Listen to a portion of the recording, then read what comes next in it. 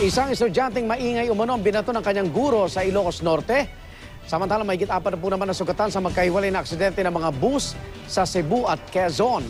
Yan at yung pang balita sa probinsya mula kay Mark Salazar, naka-alerto 24. Sa itsura ng pampasaherong bus na ito sa Carmen, Cebu, bakas ang tindi ng inabot nitong disgrasya. Ayon sa driver ng Ceres Liner Bus, bigla na lang daw pumutok ang gulong ng bus hanggang sa tumagilid kahapon.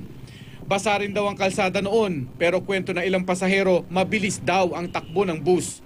39 sugatan kabilang ang driver. Isang batang lalaki ang kritikal ang lagay matapos mabalian ng buto. Naharap sa kaso ang driver ng bus.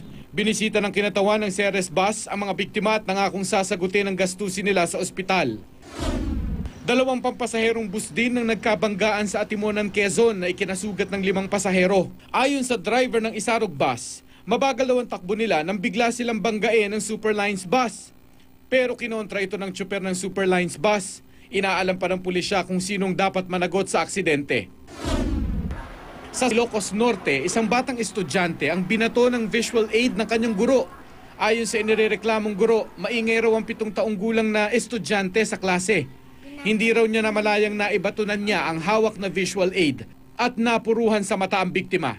Namagaraw ang mata ng bata kaya dinala siya ng guro sa health center para gamutin. Naluluhaluhang humingi ng dispensa ang guro at sinabing sasagutin niya ang gasto sa pagpapagamot sa bata. Tanggap na raw ito ng pamilya ng biktima pero ang prinsipal ng eskwelahan mag-iimbestiga pa rin daw. 11 ang arestado ng salakayin ng NBI ang isang hinihinalang drug den sa Lapu-Lapu, Cebu.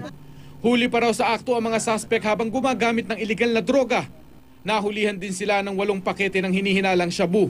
Sasampahan ng kaso ang mga suspect na todo tanggi naman sa paratang. Mark Salazar, nakatutok, 24 oras.